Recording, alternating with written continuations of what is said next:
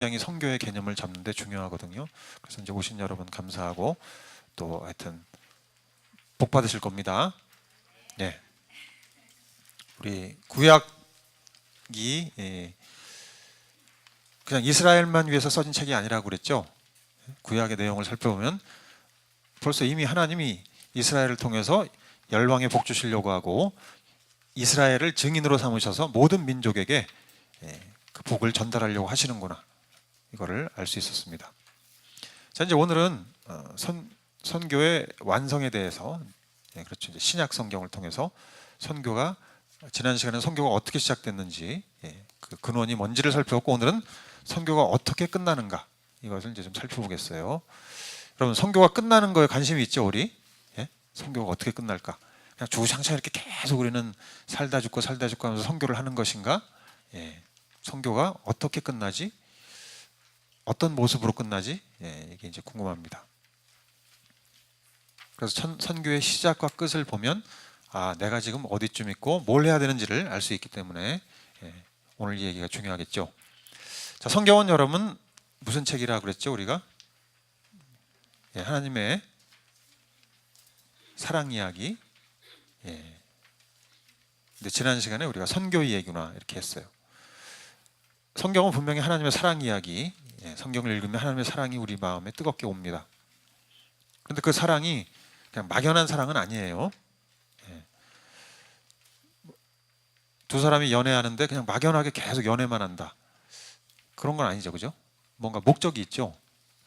그 목적, 결혼해서 가정을 꾸리고 세대를 그 다음 세대에게 하여튼 혈통 가문 물려주고 이런 목적이 있어요.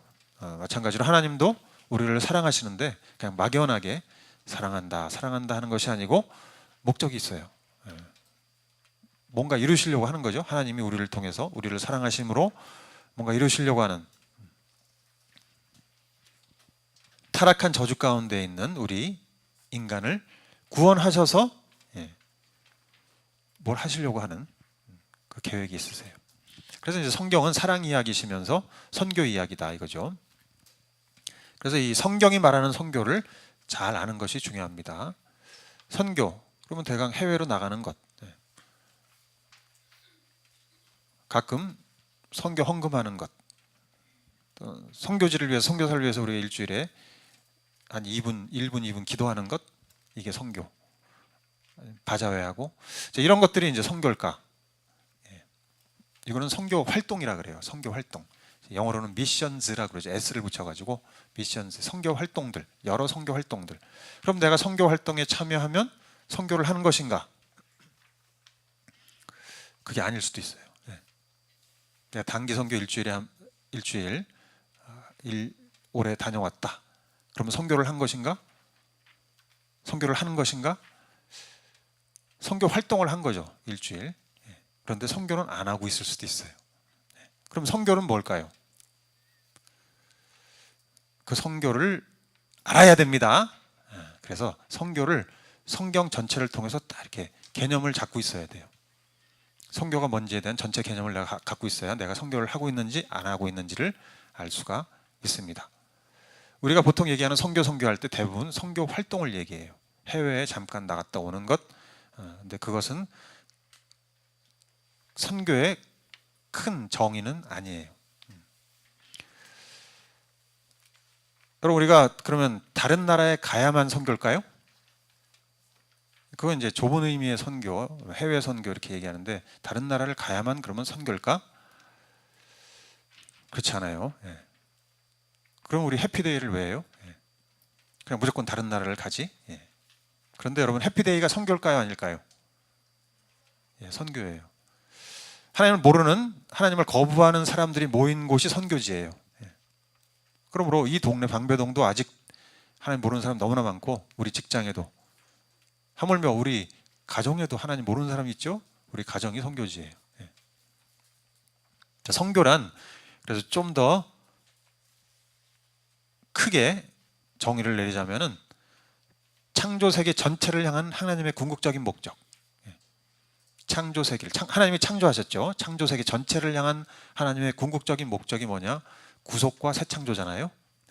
창조하신 세상이 타락했는데 이 세상을 구속해서 새 창조를 이루시는 그 모든 그 목적 안에 일어나는 일들이 이제 선교예요. 거기에 우리를 초청하시는 거예요.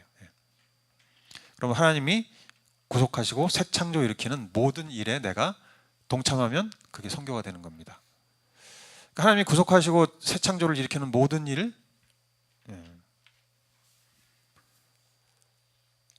이제 이걸 사실은 다음 주에 좀 더 다음 시간 선교 정의할 때 자세히 살펴보겠는데, 여기에는 뭐 아까 말씀드린 전도도 있고 해외에 단기팀 가는 것도 있고 장기 선교사 가는 것도 있고 여기서 뭐 기도하는 거 헌금하는 거 다 포함돼서, 그죠? 그리고 내가 하나님을 예배하는 것도, 내가 집에서 설거지하는 것도 사실은 다 선교에 포함이 된다 이겁니다. 어떤 마음으로 내가 하고 있느냐에 따라서. 그러니까 선교는 내가 늘 하고 있거나 아예 안 하고 있거나 이렇게 되는 거예요. 한 번 했다, 선교 활동을 한 번 했다, 그래서 선교가 끝나는 게 아니라 내가 늘 하고 있거나 하지 않거나 이렇게 될 수 있다는 거죠. 그러면 선교를 알려면 이제 성경 전체를 한번 살펴볼 필요가 있죠. 성경 전체에 하나님의 선교가 어떻게 펼쳐지고 있나. 하나님이 선교를 시작하셨으니까 하나님의 선교는 어떻게 펼쳐지는지 성경 전체를 통해서 한번 살펴보는 거예요. 여러분, 우리가 복음을 전할 수 있죠, 그죠? 예수 믿으세요. 어떻게 해요? 예수 안 믿으면 지옥 갑니다. 예수 믿고 천국 갑시다. 이게 이제 우리가 간단한 복음. 그런데 그것을 듣는 사람의 입장에서 한번 생각해 보면 여러분, 제 초신자 때도 예수님 믿기 전에도 이런 생각을 했었던 것 같아요. 저는 약간 영특한 면이 있나 봐요. 하여튼 야, 저렇게 얘기해가지고 사람들이 알아들을까? 이렇게 해서 하나님은 당신을 사랑합니다. 그 하나님은 도대체 어떤 하나님이냐 도대체. 그 하나님이 알라신이냐, 뭐 나는 부처를 어릴 때는 이제 절에 다녔으니까 부처를 믿는데 그럼 부처가 하나님인가? 뭐 어떤 하나님? 아니면 내가 제사 드릴 때 이렇게 절하는 그 조상신 그분이 하나님인가? 아니면 무당이 뭐 굿할 때 산신령 막 하는데 산신령 물 떠놓고 기도할 때 그 산신령이 하나님인가? 그렇죠. 그러니까 하나님이 없이, 창조주 하나님 없이 복음을 어떻게 전하죠? 그 창조주 하나님에 대한 개념이 없는데, 또 타락했다는 생각을 안 하는 사람에게 당신은 예수를 믿으세요. 왜요? 천국 가야죠. 회개하고. 글쎄, 나는 죄인이라고 생각 안 하는데. 타락에 대한 개념이 없는데 어떻게 십자가가 의미가 있겠어요, 그죠? 우리에게. 그래서 이제 성경 전체의 그림을 알아야 내가 그 복음을 전할 때도 이게 뭐가 확신이 있고, 그죠? 지금 내가 뭘 말하는지를 알고 하는 거지. 그냥 예수 믿으세요 뭐 해가지고 믿는 사람도 있긴 있어요, 여러분. 예수 믿으세요 해가지고 믿는 사람도 있는데, 그런데 내가 그게 뭔지를 알고 전하는 게 중요하겠죠, 그죠? 내가 파는 이 상품이 무슨 상품인지를 명확히 알고 써봐서 좋은 줄 알고 전하는 것과 그냥 좋대더라 이렇게 해서 전하는 것과는 다른 거죠. 심판이 없는 구원 받아야 됩니다. 그러는데 내가 왜 구원을 받아야 되지? 왜냐하면 심판 대상이니까. 자, 이것은 이제 성경 전체에 흐르는 내용을 알고 그래야 복음을 전할 수 있고 그래야 선교가 제대로 이루어질 수 있다. 그래서 오늘날 우리가 복음을 전할 때 듣는 복음들, 예수 믿으세요 그러면 천국 갑니다. 잘못하면 싸구려 복음이잖아요. 죄인인지도 모르고 타락했는지도 모르고 심판이 있는지도 모르고 그냥 천국 간다니까 뭐 좋은 거지, 보험 들듯이 이렇게. 그러면 예수 믿으면 복 받습니다. 뭐 이런 거. 불완전한 복음이에요. 불완전한 복음. 그래서 바울이 사도행전 20장 27절에 우리 다 같이 한번 읽어봅시다. 시작. 그것은 내가 주저하지 않고 여러분들에게 하나님의 모든 경륜을 전해주었기 때문입니다. 바울이 하나님 말씀을 전했는데 그냥 복음을 전했어요. 이렇게 하지 않고 모든 경륜, 하나님의 모든 경륜, 이거는 하나님의 창조에서부터 시작해서 새 창조까지를 완전히 다 포함하는 하나님의, 이걸 이제 영어로 하면은 The entire plan of God이에요. 전체 하나님의 계획, 전체 계획, 하나님의 전체 계획을 아는 것, 이것이 필요해요. 성교를 정의할 때 성교가 어떻게 시작됐지, 그리고 성교는 어떻게 이루어지고 있지, 성교의 끝은 뭐지, 이것을 알아야 성교가 이거구나 확신을 가지고 할 수 있게 되는 것이에요. 그래서 이제 우리 이 그림은 우리가 딱 마음속에 새겨놓으면 좋겠습니다. 이전에도 이 비슷한 그림이 있었죠, 그죠? 첫 번째로 성경, 이게 전체 성경 이야기인데 그 성경 이야기에 나오는 하나님의 성교 이야기죠. 첫 번째 뭡니까? 앞에 봐주시고, 첫 번째 창조, 두 번째 타락이죠. 성경에 써 있는 내용이죠. 창조하셨고, 그 다음에 타락의 내용 써 있고, 그 다음에가 이제 구속의 내용이에요. 우리 학생들이 이 구속 그러면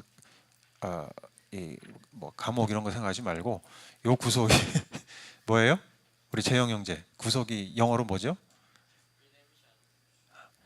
와, 박수. 야, 아셨어요, 여러분? 아셨던 분들, 이게 구속이. 자, 리뎀션 좀 이따 설명드릴게요. 자, 구속, 그 다음에 새 창조입니다. 여기 이제 성경 전체 내용이고, 이게 하나님의 성교 이야기예요. 하나님의 미션이에요, 미션. 그래서 이 구속, 리뎀션은 이제 뭐냐면 그 뒷페이지를 먼저 잠깐 볼까요? 구속. 저희 보면 죄와 죽음에, 한번 같이 읽어보시죠. 시작. 죄와 죽음의 노예 상태인 인간에게 자유와 생명을 주시려고 예수 그리스도가 대가를 지불하신 것. 리뎀션 그럴 때 이제 흔한 이미지가 뭐냐면 노예 시장에서 노예를 사서 자기 종으로 쓰는 게 아니라 사서 자유인으로 풀어주는 거, 그걸 말하는 것이에요. 리딤, 회복시켜주는 것까지 포함, 대가를 지불하고 회복시켜주는 것까지. 그러니까 자유와 회복, 그러니까 구속 그럴 때 이제 단어와는 구속 그러면 이제 잡히는 것 같아서 생각했는데 반대로 자유와 회복이에요. 이렇게 생각하시면 돼요. 구속 그럼 자유와 회복. 다 같이 해봅시다. 자유와 회복. 하나님은 우리를 자유롭게 하시고 회복시키시기 원하십니다. 그게 구속이에요. 그래서 예수님이 대가를 지불하셨어요. 대가를. 이게 엄청난 거죠. 우리 힘으로 안 되는 것, 불가능한 것을 가능하게 하신, 전능하신 하나님의 능력과 사랑, 은혜. 그래서 이 구속의 내용이 뭐냐? 구속의 그 히스토리가 이제 성경에 쭉 써 있어요. 그 앞에 페이지 그 그림 다시 한번 보여주시고, 어떻게 하셨습니까? 바벨탑 사건 이후에 타락해가지고 인간이 정말 막 파멸의 길로 이제 끝장났다. 이제 노아 홍수로 해도 안 되고, 홍수 시판으로도 안 되고, 끝까지 인간이 악랄하게 이렇게 하나님을 대적하고 어떻게 하나? 그때 하나님의 신의 한 수가 딱 아브라함을 택하셔서 부르셔서 복을 왕창 주시고 보내셨다 그랬죠. 거기서부터 이제 구속의 역사가 시작된 거예요. 하나님이 우리 인류를 자유하게 하고, 노예 상태에서 죄의 노예 상태에서 자유하게 하고 또 회복시키려고 아브라함을 택하셨다 그랬어요. 그리고는 너를 통해 모든 민족이 복을 받는다. 넌 복이다. 아브라함 한 사람이 복이에요. 모든 민족. 와, 한 사람이 모든 민족을 살린다. 야. 그래서 이제 아브라함의 후손들이 이스라엘 백성들이 됐고, 이스라엘 백성들을 또 이집트에서 탈출시키는 엑소더스가, 이게 또 구속의 모델이에요. 출애굽이, 구속. 이게 구속이구나. 여러분, 왜 이렇게 성경이 이렇게 자세하게 써 있을까? 출애굽기가, 그게 하나님이 구속하시는 것들을 아주 자세하게 묘사한 거예요. 그 내용들을 잘 살펴보면 하나님의 구속이라는 게 이런 의미구나. 노예 상태에서 해방시키고 죄 용서하고 깨끗하게 만들어요. 그 다음에 깨끗하게 만들어서 옛날 그 더러운 타락한 죄인의 모습이 아니라 완전히 깨끗하게 된 상태에서 이제 율법과 하나님 말씀과 또 성전 제사제도 이런 거 다 통해서 하나님과 함께 딱 살 수 있는 완전히 하나님의 백성, 하나님의 자녀, 하나님 나라의 시민 만들어서 완전히 새로운 존재로 만드는 것. 이게 이제 구속이에요. 그 다음에는 그렇게 해서 이스라엘 역사가 흘러갔고, 그죠? 막 엎치락뒤치락하면서 그 다음에 이제 이 하나님의 구속 계획이 모든 인류에게 영향을 미치게 하기 위해서 이제 예수님께서 성육신하셨고, 예. 십자가에서 죽으시고 우리 죄를 대신하여 대가를 지불하셨고, 예. 그다음에 부활하셔서 우리에게 또 생명, 예. 회복, 생명의 은혜를 주셨고, 그 다음에 어떻게 해요? 성령님이 임하시면서 그 예수 믿은 무리들이 교회 공동체, 이제 하나님 나라의 새로운 백성, 예. 이스라엘 옛날 그 구약의 이스라엘이 아닌 이제 영적인 이스라엘로 이제 교회가 탄생하고, 이 교회가 궁극적인 모든 열방을 향한 선교를 하게 되는 거예요. 예. 그러면서 모든 열방이 이제 다 모이면 그때 완전한 새 창조가 완성되는, 예. 이게 이제 하나님의 전체 선교 이야기. 요거를 알고 있으면 내가 선교를 붙잡을 수가 있어요. 예. 그래서 성경 얘기는, 예, 뭐냐, 그 다음 페이지 보여주시고, 그 다음 페이지. 예. 성경은 한번 읽어보시죠. 시작. 타락한 창조 세계를 구속하여 새 창조를 일으키시는 하나님의 주권적 사랑 이야기다. 예. 타락한 창조 세계를 구속해서 새 창조를 일으키는 하나님의 사랑 이야기. 아, 이게 성경이구나. 그러니까 저기에 이제 또 선교의 의미가 들어있죠. 그러니까 그렇다면 선교는 뭐지? 타락한 창조 세계를 구속해서 새 창조를 일으키는 하나님의 그 일에 내가 동참하는 것. 그게 선교구나. 여러분 어떠세요? 내가 그 하나님의 미션, 선교에 동참하고 있습니까? 그러면 어떤 것 같아요? 그런 의미에서 봤을 때 나는 하나님의 이 미션에 동참하고 있는가? 성경의 전체 큰 그림을 통해서 나는 이 미션에 동참하고 있나 아닌가를 우리 스스로 체크할 수 있을 거예요. 그죠? 네. 성경은 그냥 내가 위로받고 힘들 때 주여 하면은 격려가 임하고 하나님의 임재, 사랑이 느껴지고 또 막 뭐가 이렇게 문제 해결해야 되는데 막 답이 안 보이는데 막 성경 읽다 보면 하나님께서 이렇게 해라 지혜를 주시고 뭐 이런 것들만을 위해서 준 책이 아니고, 예. 결국 하나님의 선교라는 큰 미션에 우리를 초대해서 너도 같이 함께 할래? 이렇게 초대하는 글이라는 거죠. 예. 너도 같이 할래? 그래서 우리 필립 그린슬레이드라는 분이 이런 말을 했어요. 혹시 그 다음 페이지에 있나요? 예. 이렇게, 이분은 이제 신학자인데, 그러므로 성경을 우리 삶에 맞게 적용하려는 노력을 중단하고 우리에게 성경을 더 적용시키려고 노력하라. 자, 우리는 자꾸 성경을 보면서 내 삶에 좀 유익이 되는 거 이렇게 좀 끌어당기려고 막 애를 많이 쓰잖아요. 사실 저도, 예, 그럴 때가 많이 있죠. 인간이, 예, 자기중심적이라 내 지금 현재 어려움, 막 지금 부딪히는 일들 이걸 좀 어떻게 좀 해결해 볼까 하고 막 성경을 읽으면서 막 끌어당겨서 어떻게 해보려고 하는데, 예, 근데 그런 부분도 있어요. 분명히 성경은, 하나님 말씀은 오늘 내가 살아가는데, 예, 길이요 등불이요 이렇게 분명히 있죠. 예. 그렇지만 이제 잘못하다가 성경을 자꾸 나에게 맞추려는 이런 의도를 하게 되는, 내가 복받고 잘 되고 뭐 성공하고 이런 거에다 자꾸 성경을 맞추려고 하게 되는 삼천포로 빠질 수가 있다 이거죠. 예. 그렇게 하면 안 되고 이제 성경이 나에게 뭘 말하나 이거를 생각해야 한다 그랬죠, 그죠? 예. 아, 성경 말씀 참 부담스럽네 이게 아니라 하나님 뭘 말씀하시나 이렇게 보라 그랬습니다. 그래서 성경 말씀을 읽는 그대로 보면서 나하고 부딪히면 어떻게 해요? 그 성경 말씀을 내가 깨트리는 게 아니라 성경 말씀에 내가 깨져야 된다는 거죠. 예. 아, 하나님이 이렇게 말씀하시는구나. 그렇게 해야지. 여러분 성경을 자꾸 이렇게 깨트리려고 그러지 마시고 우리가 갈등하고 씨름하고 아 이게 뭐 말씀이 꼭 이래야 되는 거야 막 이렇게 하기보다는 내가 주여 알겠습니다. 회개합니다. 아니면 뭐 그렇게 하겠습니다. 헌신합니다. 이렇게 해보자는 거예요. 날마다 새로워지는 것. 날마다 새로워진다. 이게 뭐겠어요? 예. 말씀으로 내가 깨져야 새로워지지 내가 자꾸 말씀을 깨려고 그러면 나는 새로워지지 않아요. 예, 똑같아요. 예. 그래서 예수님은 제자들에게 3년 반을 제자들을 데리고 다니면서 뭘 했습니까? 교육시켰잖아요. 훈련. 제자들은 계속해서 예수님이 십자가에 달려 죽으시기 직전까지 그 야고보 요한 엄마 그 치맛자락에 이렇게 붙들려가지고 와가지고 언제 우리 아들들이 예수님 오른편 왼편에 앉게 되겠어요? 예? 말씀 좀 해주세요. 3년을 쫓아다녔습니다. 막 이렇게 예수님이 십자가에 달려 죽기 직전까지 어떻게 하면 내가 좀 높아지나 위대해지나 이거 신경 쓰고 있는.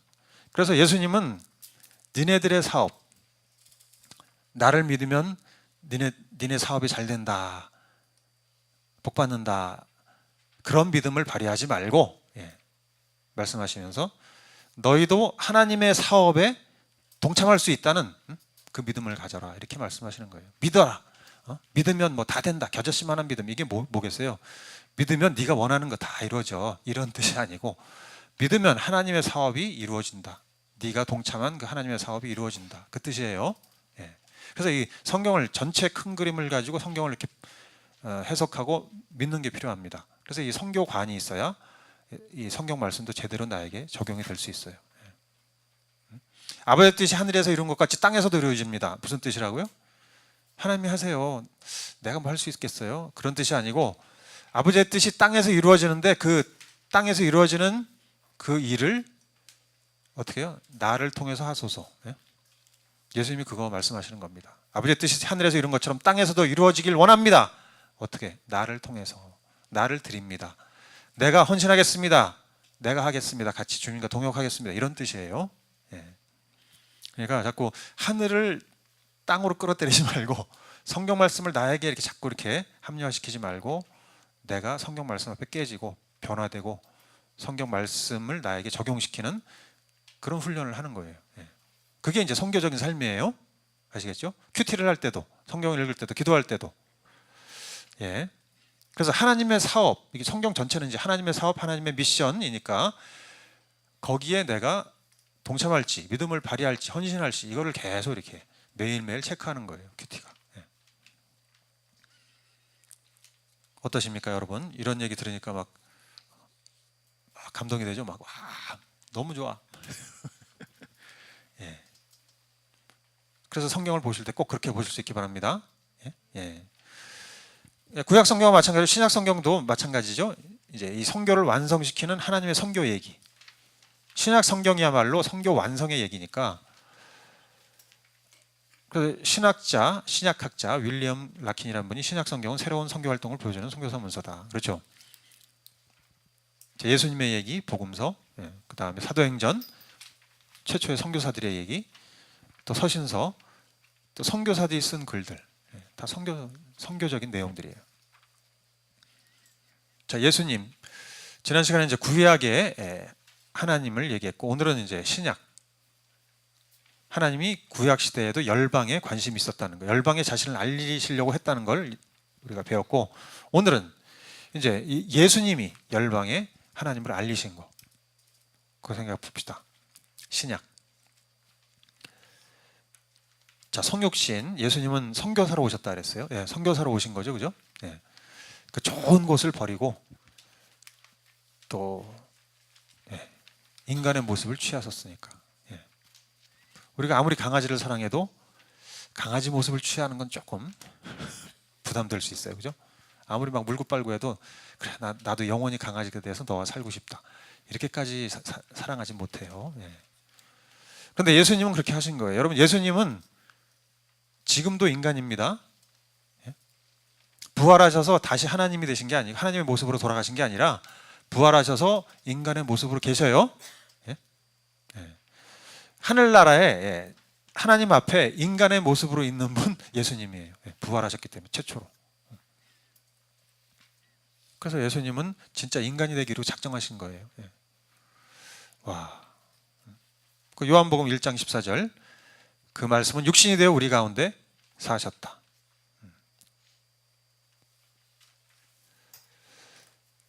자, 그 다음에 빌립보서 2장 6절 7절도 오히려 7절에 보면 오히려 자기를 6절에는 하나님의 모습을 지니셨으나 하나님과 동등함을 당연하게 생각지 않고 오히려 자기를 비워서 종의 모습을 취하고 사람과 같이 되셨다. 사람과 같이 됐다. 자, 그 다음에 예수님은 자기가 선교사라는 것을 밝히셨어요. 나는 이 땅에 선교하러 왔다. 이사야서 61장 1, 2절의 말씀의 성취로서 이제 누가복음 4장에 본인이 회당에서 이사야서를 딱 펴서 읽으시죠. 61장을 읽으시면서 주님의 영이 내게 내리셨고 주님께서 내게 기름 부으셨고 가난한 사람의 기쁜 소식을 전하라고 하셨다. 하나님께서 나를 보내셨다. 그게 쭉 나오죠. 나는 기름 부음 받은 종, 선교사로 하늘에서 이 땅으로 왔다. 이것을 이사야서 61장의 성취다. 이렇게 밝히셨어요. 자, 예수님은 이사야서 42장에 보면 이제 이방인들의 구원 얘기가 이사야서 보면요 이방인에 대해서 굉장히 많이 나와요. 구약 성경 이방인에 대해서 제일 많이 나오는 것이 이사야서예요. 이사야서 42장에 보면 이방인의 구원을 위해서 기름 부음 받은 종이에요. 예수님은. 그게 이제 마태복음 12장에 또 설명이 되어 있어요. 보아라 내가 뽑은 나의 종 내 마음에 드는 사랑하는 자 내가 내 영을 그에게 줄 것이니 그는 이방 사람들에게 공의를 선포할 것이다. 이방 사람들이 그 이름에 희망을 걸 것이다. 이게 이제 이사야서 42장 말씀이에요. 또 그다음에 예수님은 고난의 종이죠. 이사야서 52장 53절. 잠잠한 양, 털 깎는 자 앞에서 잠잠한 양, 고난 받는 어린 양. 그게 이제 고난 받는 어린 양인데 그 고난 받는 어린 양이 또 어떤 존재냐면 열방의 구원의 소식을 전하는 자예요. 이사야서를 보면은 막 십자가 뭐 통치자로 나오고 또 뭐 이렇게 어린 양으로도 나오고 하여튼 여러 가지로 묘사되는데 이 고난 받는 사람인데 어떻게 또 인류를 구원하고 열방을 구원하고 막 이런 얘기가 써 있으니까 이제 유대인들은 이 이사야서를 보면서 헷갈렸던 거죠. 이 고난의 종 이 얘기를 이제 누가복음에 보면은 예수님이 스스로 내가 그 고난의 종이다. 이것을 누구에게 얘기하냐면은 부활하신 다음에 엠마오로 가는 제자들에게. 이제 엠마오로 가는 이제 부활 사건이 있은 다음에 제자들이 알게 됐죠. 이 소식을. 예수님 부활했다. 그 소식을 듣고 나서 서로 뭐 중얼중얼 어떻게 그런 일이 있을 수 있을까? 막 이러고 이제 우리는 엠마오로 간다 그러고 가는데 그때 예수님이 그 두 사람에게 끼어서 그죠? 그 두 사람에게 나타나시는 예수님이에요. 참 수많은 사람 있을 때 딱 나타나시면 좋은데 꼭 한 사람이나 두 사람 앞에 나타나는 그 두 사람이 굉장히 중요했던 거예요. 그죠? 그 두 사람에게 나타나셔서 이 어리석은 사람들아 누가복음 24장 예언자들이 말한 것을 믿는 마음이 그렇게 무디냐?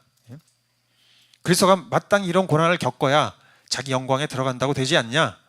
그러면서 27절에 보면 모세와 모든 예언자에서부터 시작하여 성경 전체를 설명해 주신 거예요.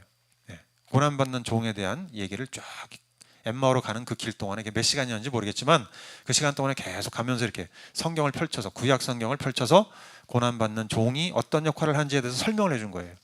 십자가에 달려 죽고 부활해서 결국 모든 열방에게 구원의 소식을 전한다. 그게 바로 나다. 이것을 설명을 해줬어요. 그 얘기가 이제 이사야서 벌써 구약 성경에 써 있죠. 이사야서 42장 1절 아까 나왔던 나의 택한 사람 내가 마음으로 기뻐하는 그 사람 그가 문민족에게 공의를 베풀 것이다. 이사야서 49장 6절에도 땅끝까지 나의 구원이 미치게 하려고 내가 너를 문민족의 빛으로 삼았다. 밑줄 친 부분만 보시면 자 이게 누구냐면 이제 고난받는 종의 모습이에요. 이 고난받는 종인데 땅끝까지 구원을 미치게 하는 사람이에요. 또 문민족의 빛이에요. 이사야서 52장 거기에는 이제는 그가 많은 이방 나라를 놀라게 할 것이며 고난받는 종인데 많은 나라를 놀라게 한다는 거예요. 그 얘기가 본인의 얘기라는 것, 예수님의 얘기라는 것, 결국 모든 민족 땅끝까지 열방에게 그 예수님이라는 거예요. 또 예수님은 하나님부터 보냄받은 자, 하나님의 선교사라는 걸 또 밝히셨죠. 요한복음 20장에 너에게 평화 있기를 아버지께서 나를 보내실 것 같이 나도 너희를 보낸다. 아버지가 나를 보냈다. 이것을 확인시켰어요. 그 다음에 예수님은 여러분 공생의 기간 동안에도 우리가 예수님은 주로 활동 무대가 어디였죠? 예수님의 활동 무대? 주로 이스라엘 땅이었죠. 다른 나라로 가신 적이 거의 없죠. 그죠? 갈릴리 호수 주변 정도 그 정도 이렇게 사마리아 그 정도 왔다 갔다 하셨지 사실 다른 나라를 가시지 않았어요. 근데 유대인들은 사마리아 그 위쪽 갈릴리 주변 이쪽을 이방 땅이라고 이렇게 생각했어요. 왜냐하면 순수한 유대인 혈통이 사는 곳이 아니기 때문에 이방의 혼혈들이 많이 살고 이방의 영향을 많이 받아서 거기는 이방인 지역 이렇게 생각을 했었어요, 유대인들은. 근데 예수님이 그 정도까지 가신 거예요. 때로는 요단강 건너서 그쪽 이렇게 거기 하여튼 왔다 갔다 하셨지만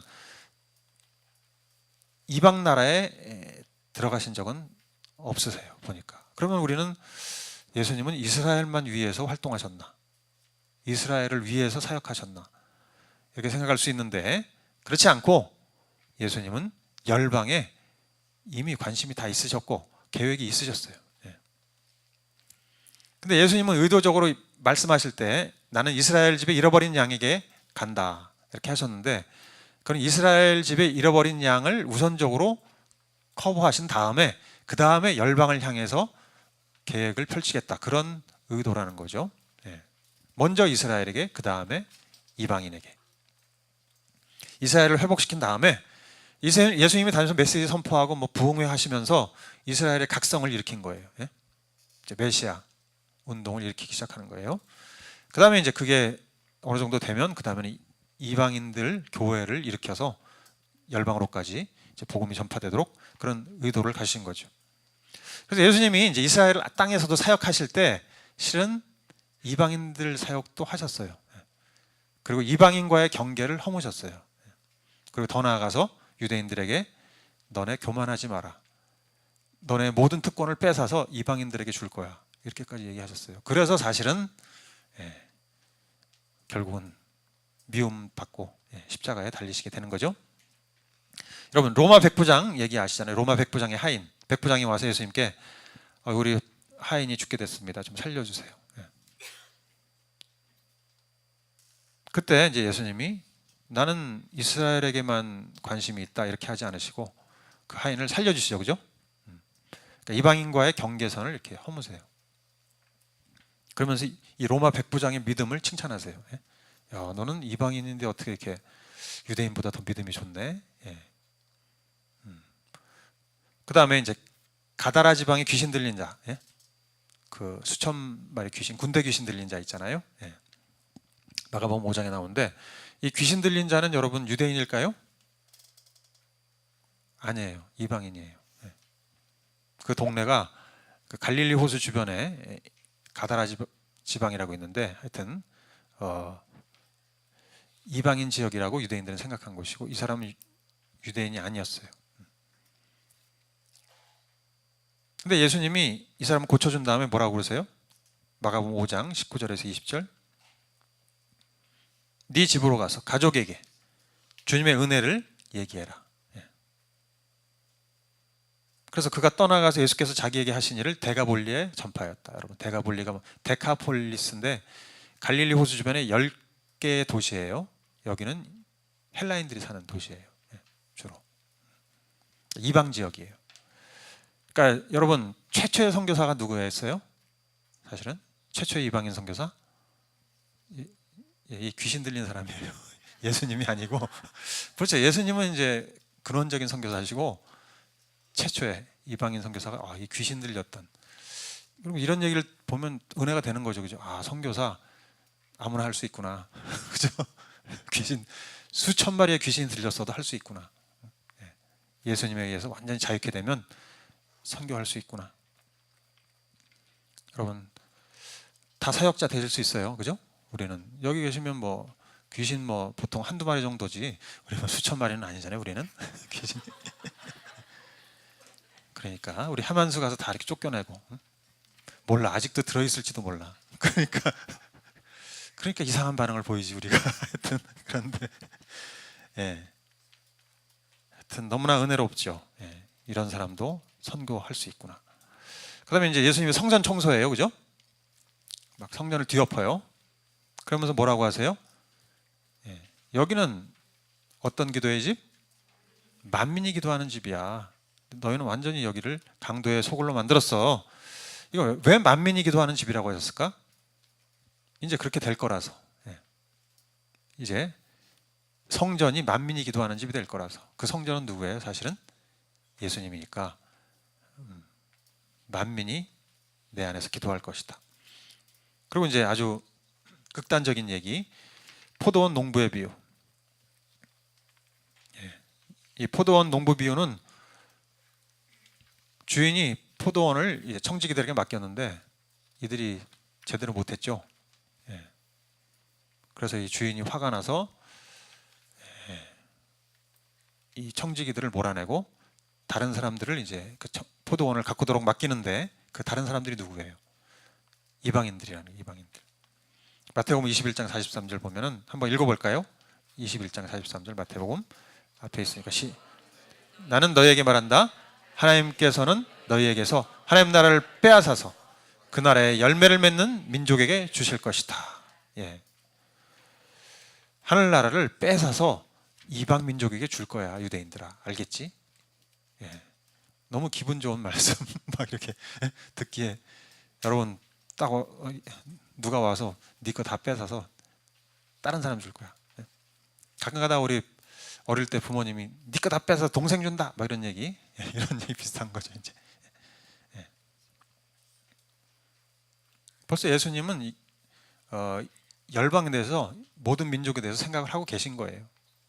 또 혼인잔치 비유, 천국은 마치 혼인잔치를 배설한 왕과 같다 이렇게 얘기하시면서 혼인잔치 준비돼서 막 오라고 초청장을 보낸 사람, 초청장 받은 사람들이 있어요. 그죠? 그 사람들이 누구예요?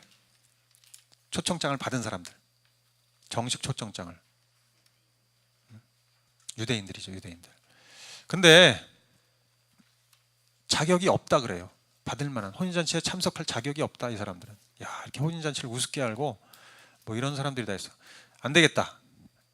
길거리로 가서 내거리로 가서 아무나 만난 대로 닥치는 대로 데려와. 시장으로 가고 골목으로 가고 막 다 가라. 그래가지고 종들이 가가지고 악한 사람, 선한 사람 만나는 대로 다 데려왔다. 예. 여기서 악한 사람이 누구예요? 이방인들이에요. 예. 유대인들은 선한 사람들, 이방인들은 악한 사람들. 이렇게 이제 그때 당시에 유대인들이 생각했으니까 이방인들을 다 혼인잔치에 데려와서 손님이 된다. 이방인들이. 그 얘기 이걸 이제 유대인들은 들으면서 정말 열받게 하네. 엄청 열받는 거죠. 자, 예수님은 벌써 이 계획을 다 갖고 계셨던 거예요. 그래서 결국 이제 예수님이 부활하시고 제자들에게 마지막으로 남기신 명령, 위임하신 명령, 그게 뭐냐? 지상 위임 명령이라고 하죠. 모든 민족에게 복음을 전해라. 이걸 제자들에게, 교회에게 맡기셨어요. 여러분, 이 복음에는 하나님을 아는 모든 지식이 들었습니다. 복음 되게 간단해요, 그죠? 하나님이 예수 믿어 천국 갑니다. 이것도 복음의 일부긴 해요. 그러니까 아예 아닌 건 아니에요. 복음에는 하나님에 관한 모든 지식이 다 들었어요. 하나님이 누구냐? 창조주입니다. 또 하나님의 성품이 들었죠, 그죠? 사랑이시고 또 거룩하시고 죄를 미워하셔서 심판하셔야 하고 자비와 긍휼이 많으셔서 또 우리를 구원하시려고 하고 그게 다 들었죠. 예수님이 그것을 보여주셨고 그 사랑을. 그 다음에 하나님의 목적이 들었죠. 모든 인류를 구원하는, 모든 민족을 구원하는 것, 그게 다 복음 안에 들었죠. 하나님을 아는 모든 지식이 복음에 있어요. 로마서 16장 24절 보면 하나님께서는 내가 전하는 복음 곧 예수 그리스도에 관한 선포로 여러분을 능히 튼튼히 세워주십니다. 그는 오랜 세월 동안 감추어 두셨던 비밀을 계시해 주셨습니다. 감춰졌던 모든 비밀, 그게 복음이에요. 하나님에 관한 모든 지식. 그리고 복음은 모든 민족을 위한 것이에요. 왜? 아브라함의 언약의 성취예요. 에베소서 3장 6절도 한번 읽어보겠습니다. 다 같이 시작. 그 비밀의 내용인즉 이방 사람들이 복음을 통하여 그리스도 예수 안에서 유대 사람들과 공동 상속자가 되고 함께 한 몸이 되고 약속을 함께 가지는 자가 되는 것입니다. 이 복음이 이방 사람들을 통해서 이방 사람들에게 어떻게 역사하느냐 하면은 유대인들과 비슷하게 되는 거예요. 천국의 공동상속자, 또 유대인과 한 몸, 또 함께 약속을 가지는 사람. 이게 복음이에요. 모든 민족이 그렇게 될 수 있도록 만드는 것. 그래서 예수님은 이 복음을 모든 민족에게 전해라 마지막으로 명령하셨어요. 예. 마태복음 28장 19절 우리 형제님들이 한번 읽어보시겠습니다. 자, 시작.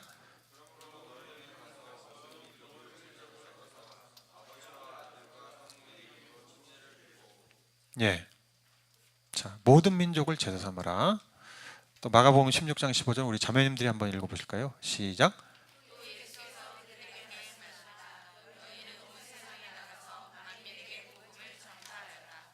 예.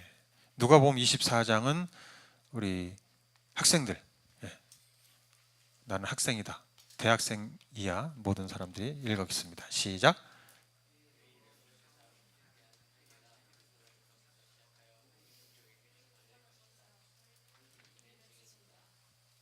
네.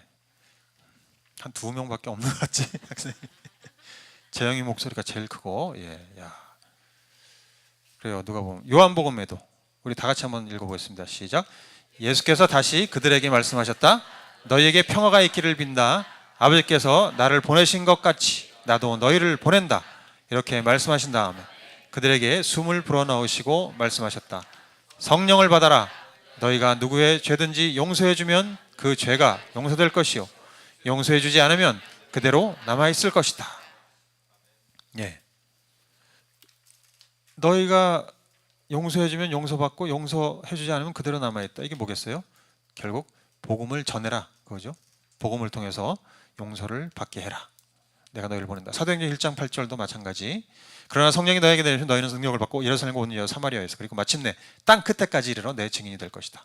예, 예수님은 계속해서 이제 복음을 땅 끝까지 모든 민족에게 전해라 그랬어요. 신약 성경이 선교 책인 거 확신이 오시죠? 예. 예수님도 그렇고 바울도 그렇고 베드로도 그렇고 예, 모든 민족에게 복음을 전해야 된다 이 생각으로 살았습니다. 자, 그래서 한번 찬양을 했으면 좋겠어요. 우리 여러분, 제가 예수님 처음 믿고 마태복음 막 읽고 이제 28장 그 보면서 가라, 너희는 가서 모든 족속에 가서 제자 삼아라, 모든 족속을 제자 삼아라. 그걸 계속 읽으면서 은혜를 되게 많이 받았어요. 야, 그렇지, 가야 된다. 제자 삼아야지. 막 그래서 어떻게 하면 제자 삼는가? 그래가지고 훈련 받고 싶습니다. 쫓아가면서 훈련을 다 받고 스스로 막 성경 공부하고 막 이렇게 했던 그 시절 생각나요. 여러분도 그런 때가 있으셨죠? 막 이렇게 가서 제자 삼아라. 근데 내가 하고 싶습니다. 불이 일어나면서 그냥 지금도 그러신 분. 지금도 난 그 막 이 말씀 구절 보면 막 열불이 난다. 없어요? 오늘 얘기 들으면서 다시 불이 살아났다 그러면 뭐야 이거 진짜. 아이고, 예, 그래요. 끝까지 들으시면 이제 불이 생기겠지 설마. 예, 가서 제자 삼아라 이 찬양 우리 손뼉 치면서 한번 신나게 불러보겠습니다. 예, 약간 쉬는 의미.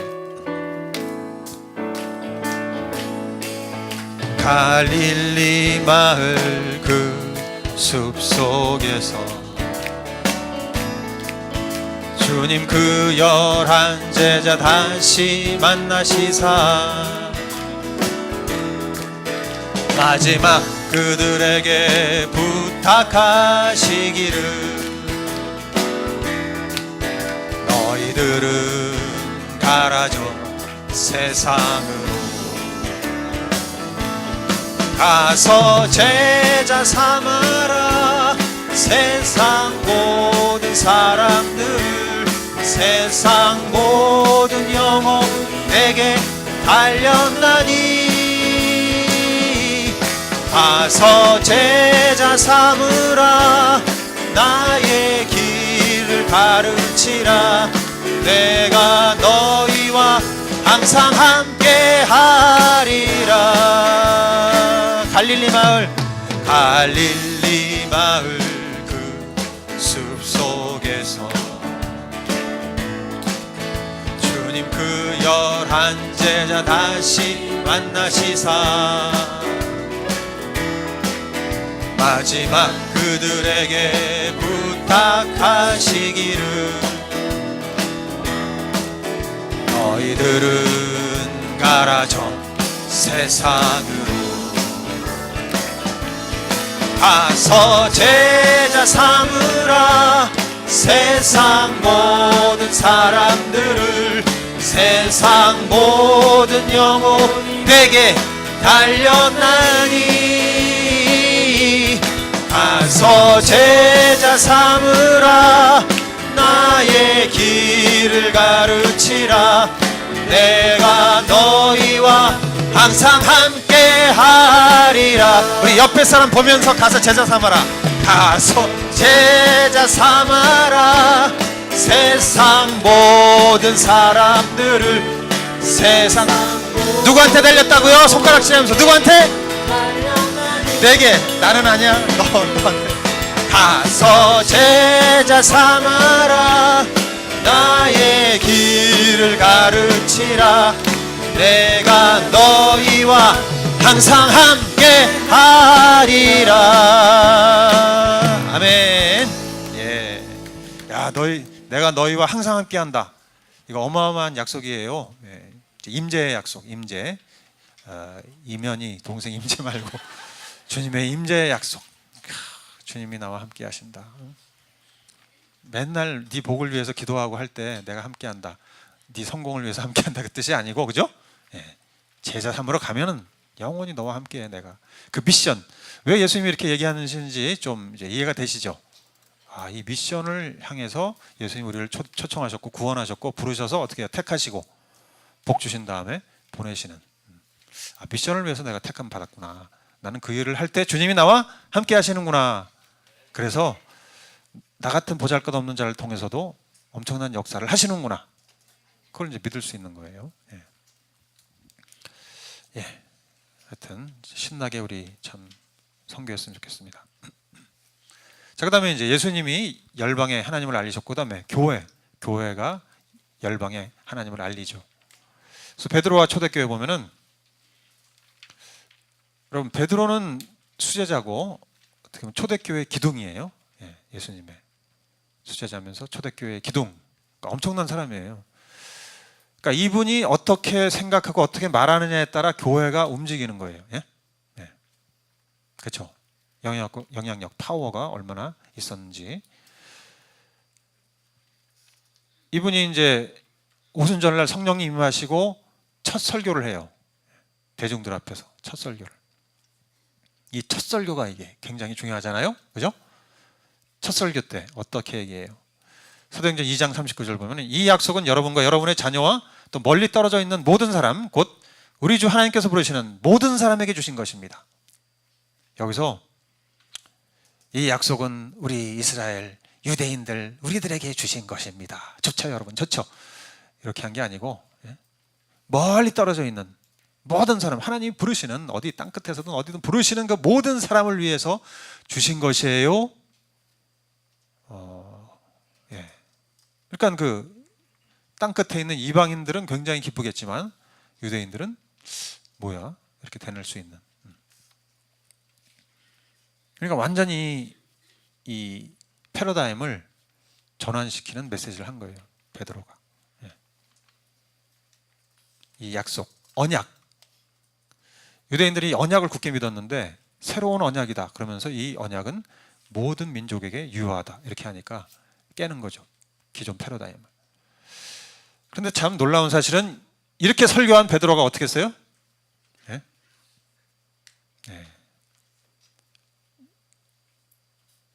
기도하다가, 열심히 기도하다가 이제 환상을 보게 되죠. 엑스터시.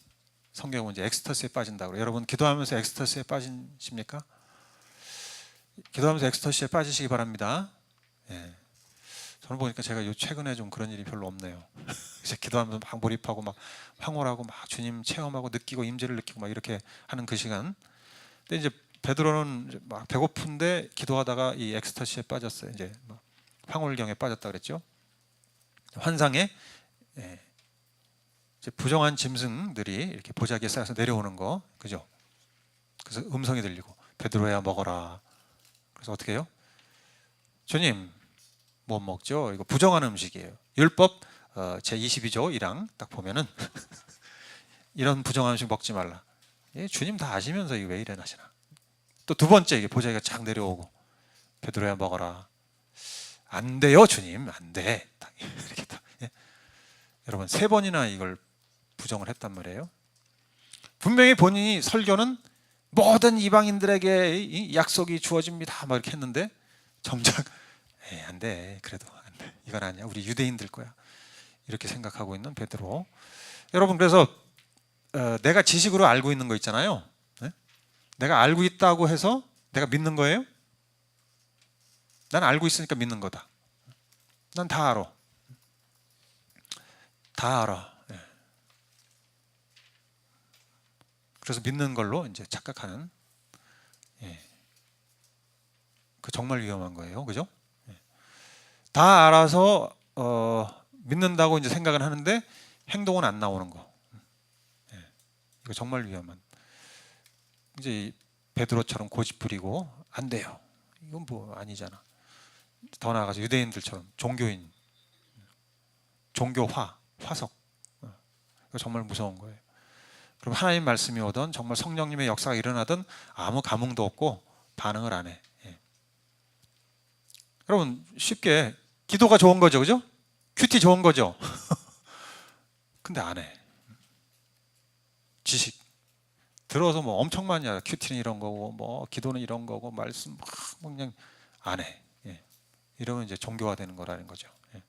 그럼 어떻게 되냐면 지식으로 자꾸 이렇게 나를 보는, 나도 판단하죠. 아, 나는 나를 정죄하거나 판단하고 또 다른 사람도 판단하고, 늘 설교 들으면서 또 그 얘기 뭐 이렇게 되는 거예요. 그러니까 그렇게 되지 않도록 여러분 날마다 새롭다, 이런 삶을 사시기 바랍니다. 말씀이 계속 와서 부딪혀서 내가 깨지는, 변화되는 삶. 그러면서 실행. 그래서 사도행전 10장 34절에서 35절, 이게 이제 고넬료. 그래서 하나님께서 이제 그러면서 고넬료에게 보내시잖아요. 이 환상을 보여주시고, 고넬료, 아 이거 이방인인데 이방인 집에 가라고요? 고넬료는 백부장, 로마 백부장이고. 하여튼 억지로 간 거죠 이제. 그랬는데 거기서 설교하는데 글쎄 복음을 쫙 풀어내는데 그 고넬료와 그 집안 모든 가족들이 전부 그냥 성령 받아가지고 막 확 불바다가 된 거야. 하여튼 성령 받은 증거가 있었겠죠. 몸을 떨든지 막 뒹굴든지 뭐 방언을 하든지 뭐 있었겠죠. 야 이거 봐라, 이방인들도 성령 받네, 뭐 이렇게 해가지고 베드로가 그때부터 나는 참으로, 사도행전 10장 34절에 나는 참으로 하나님께서는 사람을 외모로 가리지 아니하시는 분이시고 하나님을 두려워하며 의를 행하는 사람은 그가 어느 민족에 속하여 있든지 다 받아주신다는 것을 깨달았습니다. 내가 설교는 그렇게 하고 머리로는 알았는데 실제로 보니까, 순종하고 해보니까 그러네, 진짜 이거 맞네. 그래서 이 패러다임이 완전히 깨진 거예요. 그래서 이제 열방, 교회관이 달라지고 선교관이 달라지고 이렇게 한 겁니다. 자, 이제 그 다음에 이제 그래서 정말 얼마나 다행이에요, 그죠? 베드로가 이렇게 말해줘서. 그렇지 않고 계속 고집부리고 유대인을 위해서 우리는 막 이렇게 했으면 기독교는 엄청 힘들었을 거예요. 그 다음에 이제 바울과 이방인, 당연히 바울은 이제 이방인의 사도고, 바울도 계속 선언하는 게 갈라디아서에 이방인도 아브라함의 복을 받는다, 그죠? 또 에베소서 2장에 이방인들도 이스라엘과 같은 유업을 받는다, 같은 정체성을 갖게 된다, 이렇게 계속 얘기해요. 그 중에서도 우리 스바냐 3장 9절 한번, 이 말씀의 성취인데 결국은 이게 스바냐 예언자가 예언한 내용이에요. 한번 읽어볼까요? 다 같이. 스바냐 3장 9절 시작. 그때는 내가 뭇 백성의 입술을 깨끗하게 하여 그들이 다 나 주의 이름을 부르며 어깨를 나란히 하고 나를 섬기게 할 것이다. 놀랍죠 여러분? 구약에 이런 말씀이. 아니 그 뭇 백성, 이방인들이 유대인들과 어깨를 나란히 하면서 하나님을 섬기게 된다? 이거를 유대인들은 예언으로 들으면서 어떤 느낌이었을까? 이제 이게 이제 참 궁금해요. 예. 아니 이방인들이 우리하고 어깨를 어떻게 감히 그들은 개인데, 예? 막 이렇게 인간이 아닌데, 막 이렇게 생각한 거죠. 그게 실현된 것. 예. 또 바울은 본인이 제사장이라고 로마서 15장에 보면 우리 큐티했죠. 나는 하나님의 복음을 전하는 제사장의 직무를 수행하고 있다. 제사장으로서 나의 제물은 뭐예요? 예. 이방인들인 거야. 나는 이방인들을 제물로 하나님께 드리는데 어떻게 드려요? 성령의 불로 정화시켜서, 성령의 불로 이방인들을 깨끗하게 만든 다음에 하나님께 드리는 그 일을 나는 하고 있다. 이런 분명한 정체성을 갖고 있어요. 예. 여러분 우리도 이런 정체성이 좀 필요하지 않을까? 나는 왜 존재하지? 예? 잃어버린 영혼, 하나님을 모르는 영혼들을 성령으로 정화시켜서 거룩하게 만들어서 하나님께 제물로 드리는 제사장이다. 예. 베드로전서 2장 9절에 그렇게 돼 있어요. 너희는 거룩한 나라요, 왕 같은 제사장이고, 제사장이다. 아, 내가 제사장이구나. 그럼 제사장 노릇을 해야 되는 거죠, 그죠? 예. 아직도 모기가 있네요.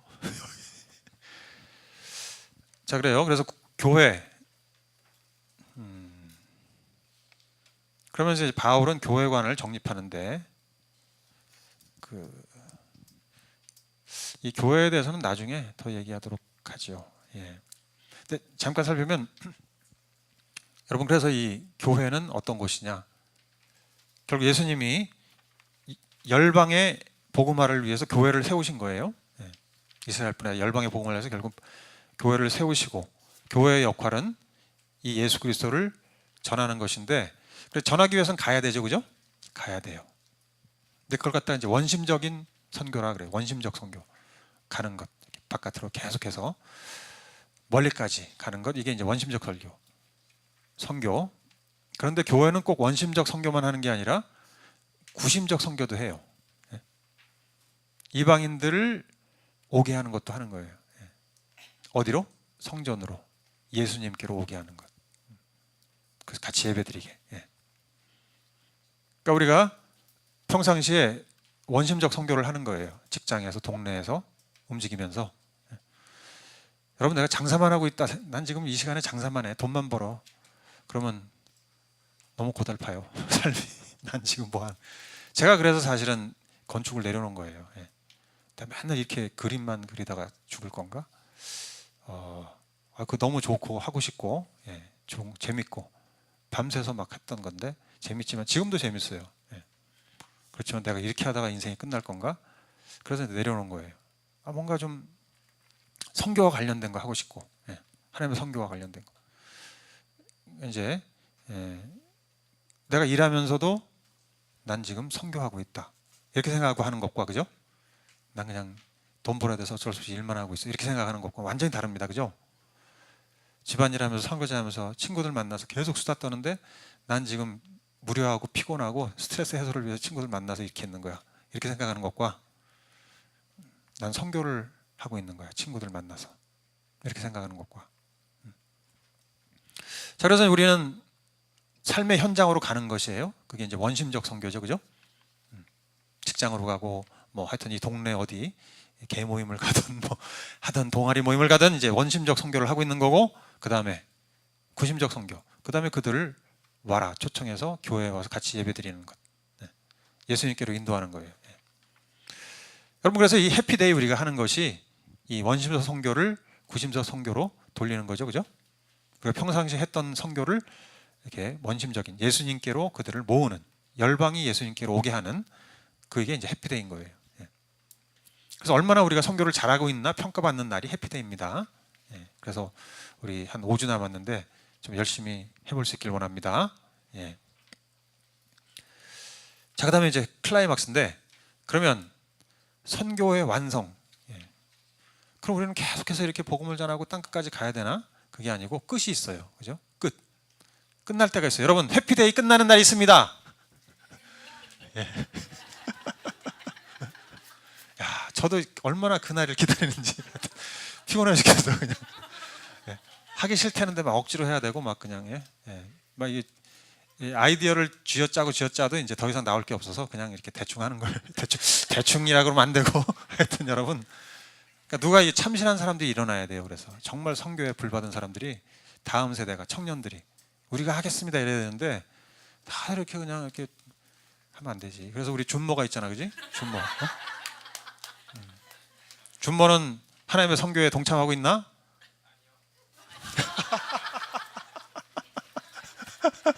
아니, 수업을 잘 들은 거야? 선교에 동참하고 싶어?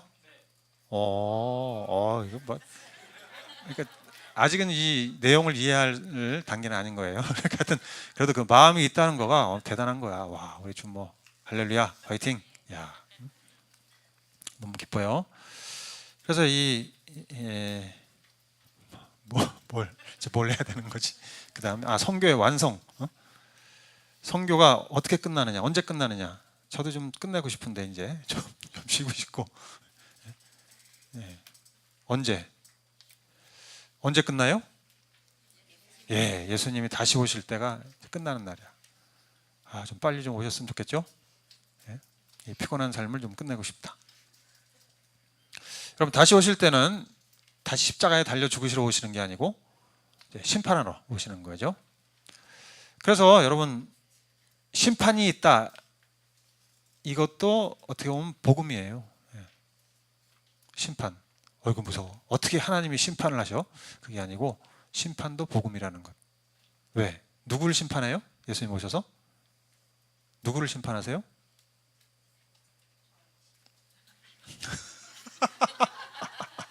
우리 새로운 교주가 한 명. 경원 집사님이 십자가 달려 죽으시는 거예요? 심판은 이제 악인들을 향한 심판이죠, 그죠? 이 타락한 세상을 향한, 그리고 사탄과 그 무리들. 하나님은 공의로우시다. 공의로우시기 때문에 반드시 악을 멸해야 돼요. 파괴해야 돼요, 완전히. 의로운 하나님은 악을 완전히 소멸시켜야 됩니다. 그래야 또 능력 있는 분이니까, 하나님이니까. 그래서 계시록에 보면은 그 무리들이 큰 소리로 부르짖죠. 모인 열방과 민족들과 나라들과 사람들과 하여튼 천사들이 큰 소리로, 거룩하시고 참되신 지배자님, 우리가 얼마나 더 오래 이게 그게 아니구나. 잘못 착각했어요. 제가 이 사람들은 이제 핍박받는 사람들, 마지막 때 엄청난 고난 가운데 있는, 그러니까 악인들에 의해서, 하나님을 믿지 않는 사람들에 의해서 고난 당하는 그 사람들이 외치는 거예요.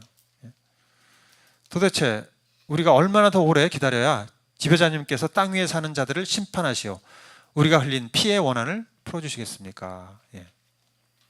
순교자들, 억울하게 죽은 사람들, 환난과 고난당하고 막 이런 사람들이 하는 하소연, 주님 어떻게 계속해서 이런 일이 일어나야 되도록 놔두실 거예요? 우리 뭐 뉴스 보면 엄청 많이 나오잖아요, 그죠? 묻지마, 뭐 폭행, 살인, 또 온갖 권모술수들, 뭐가 맞는지 틀리는지도 모르겠지만 그래도 심정적으로 느껴지는 그 악함, 사악함들.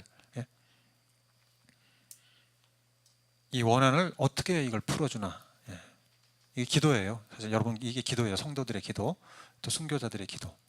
주여, 언제까지 이렇게 두고 보실 겁니까? 이 원한을 풀어주셔야 하나님이죠, 그죠? 그래야 전능하신 하나님, 공의로운 분이죠. 반드시 풀러 오셔야 돼요.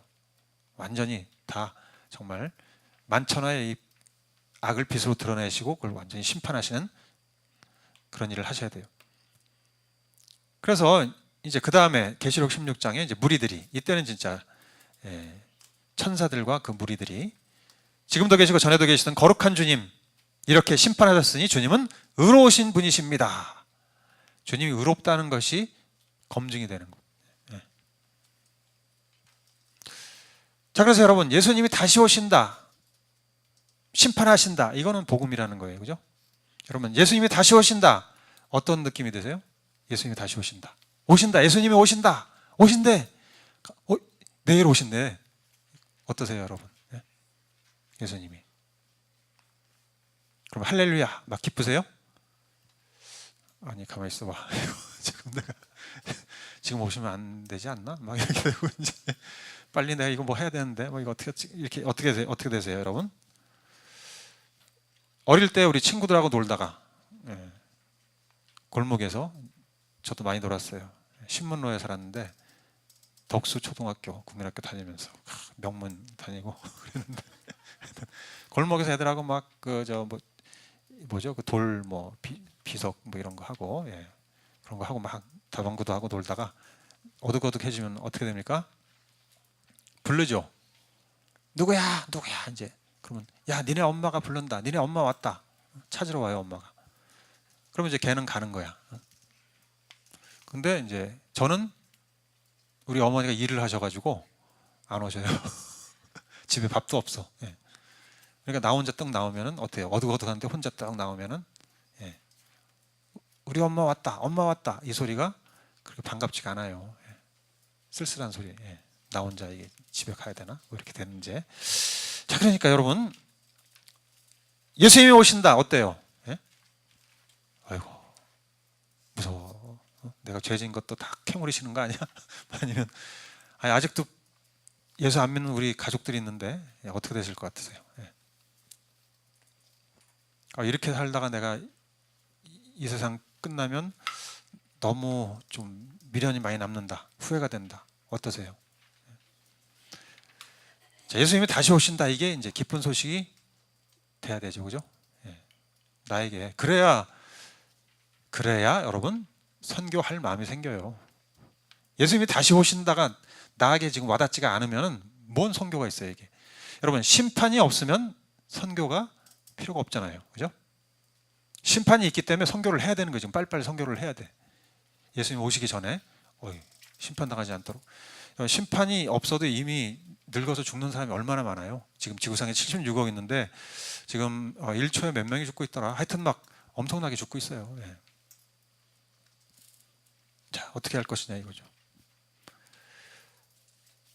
그래서 이 주님이 다시 오시는 날에 대해서 여러분 그래서 걱정하지 말라고 성경에 써 있습니다. 내일 오시면 어떡하나 막 불안해서 잠도 못 자고 그럴 필요 없고요. 아직은 안 오세요. 감사하게도 성경에 보면 아직은 아니구나 그걸 알 수 있어요. 그래서 성경에 보면 예수님이 다시 오시는 날에 대해서 묘사가 된 곳이 많이 있는데 예수님이 재림하는 것에 대한 사인 첫 번째 뭡니까? 복음이 모든 민족에게 전파되는 것이에요. 제자들이 질문해요. 예수님 언제 종말이 와요? 언제 끝이 나요? 세상 끝이 옵니까? 빨리 끝나야 저희도 한 자리 하잖아요. 예수님 이렇게 이제 하는 거예요. 그 마태복음 24장 3절에 보면 어떤 징조가 주님께서 오시는 때와 세상 끝날에는 어떤 징조가 있겠습니까? 우리에게 말씀해 주십시오.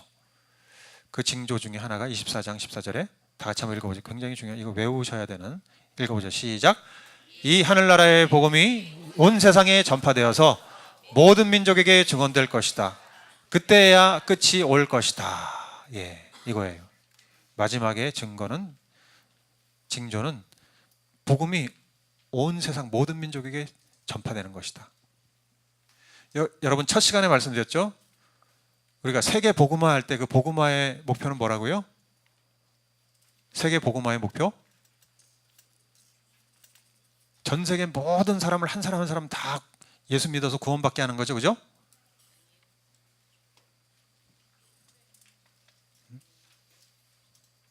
어떤 거예요? 모든 민족이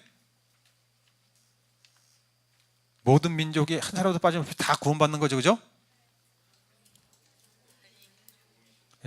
그래요. 맞아요. 모든 민족에게 복음을 전하는 것이에요. 그 한 사람 한 사람을 다 붙잡아서 예수님 믿게 하라는 뜻이 아니고 복음이 다 전해지는 것이에요. 그래서 누구든지 복음을 듣게 만드는 것. 그래서 스스로 결정하게. 나 예수 믿을 거야? 안 믿을 거야? 그래야 공평한 하나님이니까. 기회도 안 주고 심판한다. 그러면 안 되죠.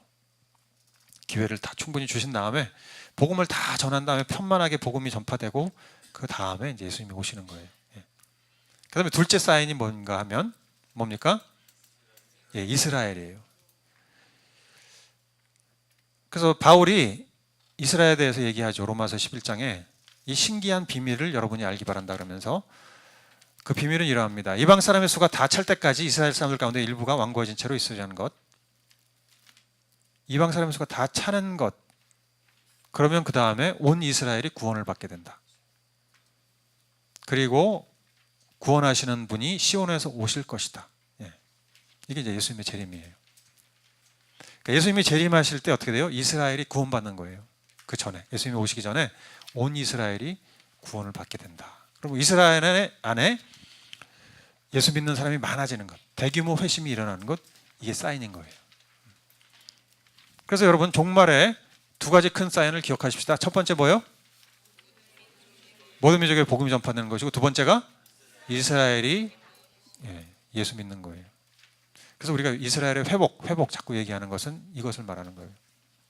성경에 보면 이스라엘 땅도 회복되고, 하여튼 열방들이 이스라엘로 몰려들고 막 이런 예언들이 있죠. 이제 이런 것들이 이루어질 거예요. 성전이 또 세워지고. 근데 그 중에서 중요한 게 하여튼 이스라엘이 구원받고 나오게 되는 많은 사람들이. 근데 아직은 아니죠. 그렇지만 여러분 이스라엘에도 지금 복음의 물결이 막 일어나고 있어요. 10년 전에 비해서 굉장히 많이 믿고 있어요. 사인이에요. 이슬람에서도 막 역사가 일어나고 있고 이스라엘에도 역사가 일어나고 있고, 그러니까 점점 뭔가 이게 진짜 이게 이루어지고 있구나, 이것을 느낄 수 있는 거예요. 그래서 어떻게 보면 우리가 선두자 세대를 세우는 것은 이들이 어떻게 보면 그것을 준비하는 사람들, 실제적으로 이스라엘의 부흥, 이슬람의 부흥을 일으킬 주역들이 될 수 있다는 거예요. 그렇지 준모야? 할렐루야.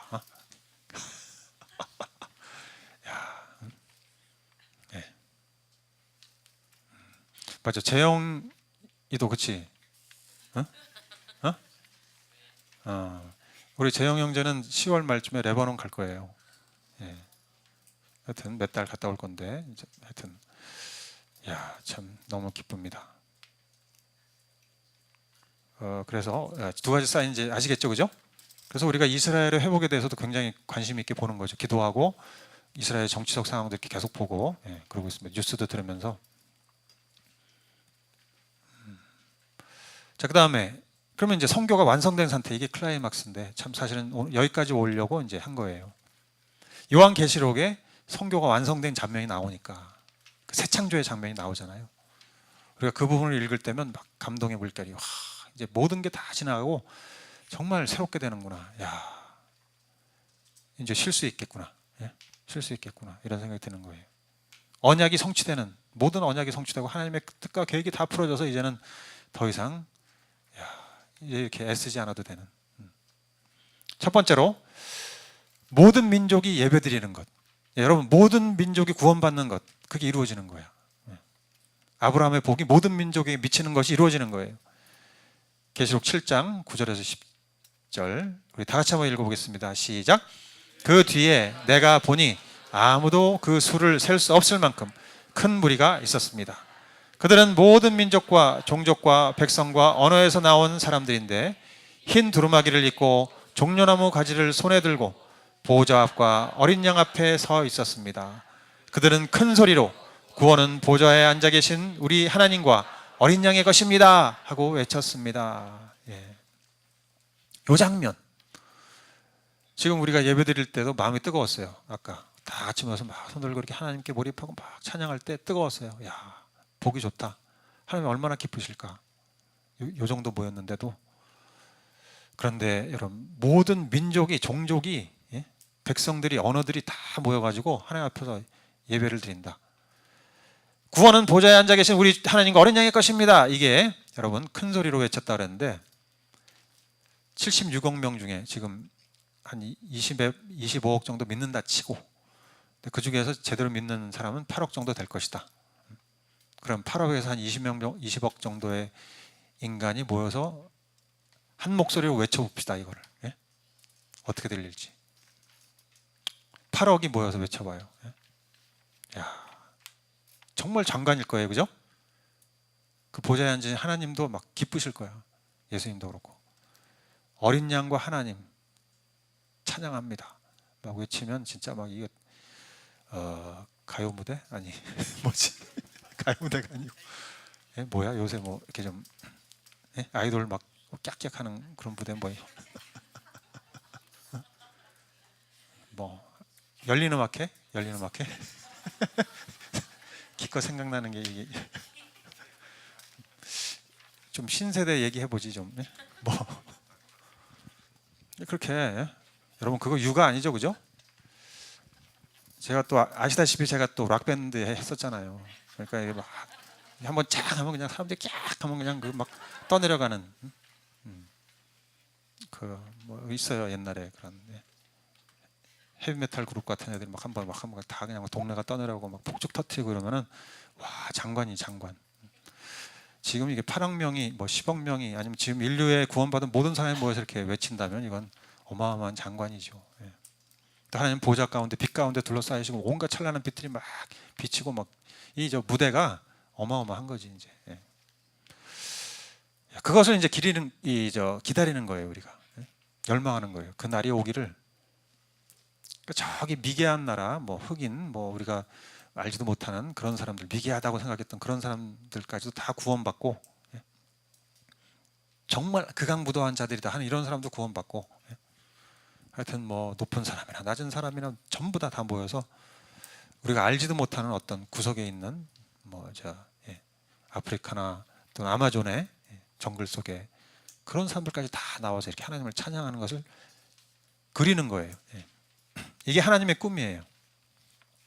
자, 그다음에 생명나무. 생명나무는 에덴 동산에서 이렇게 금지된 나무죠. 예. 죄 짓고 생명나무 먹으면 이제 영원히 사탄되니까 그렇게 되지 않도록 방어하신 거예요, 하나님이. 그런데 이 생명나무가 이제 허락돼서 계시록 22장 2절 보면은 우리 자매님들 한번 읽어보겠습니다. 시작.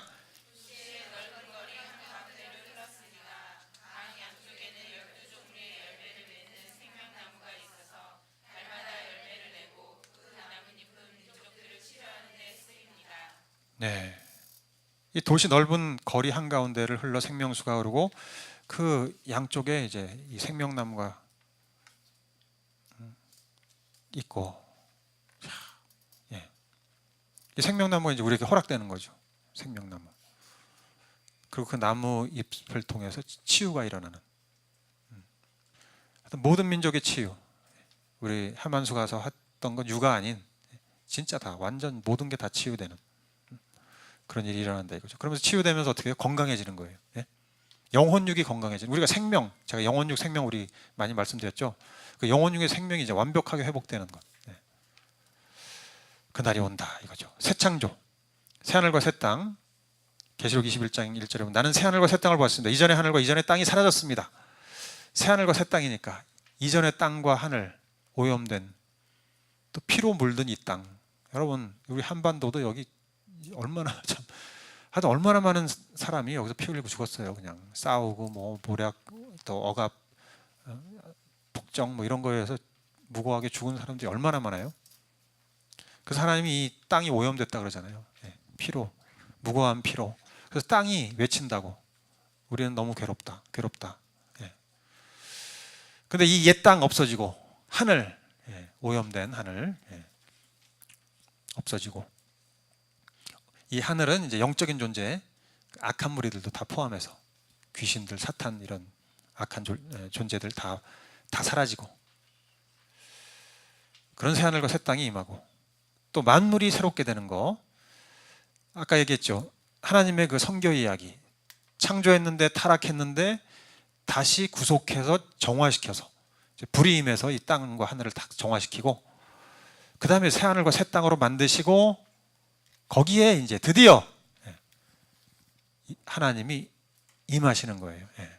청소 다 하신 다음에 이제 더 이상 더러워질 일이 없으니까 내가 여기에 오겠다. 여기가 나의 집이 된다. 그리고 너희들도 같이 산다. 함께. 너희가 나의 백성이고 나의 자녀가 되고 같이 가족이다. 우리는 같이 사는 거야. 그 얘기가 이제 계시록 21장이잖아요. 하나님의 집이 사람들 가운데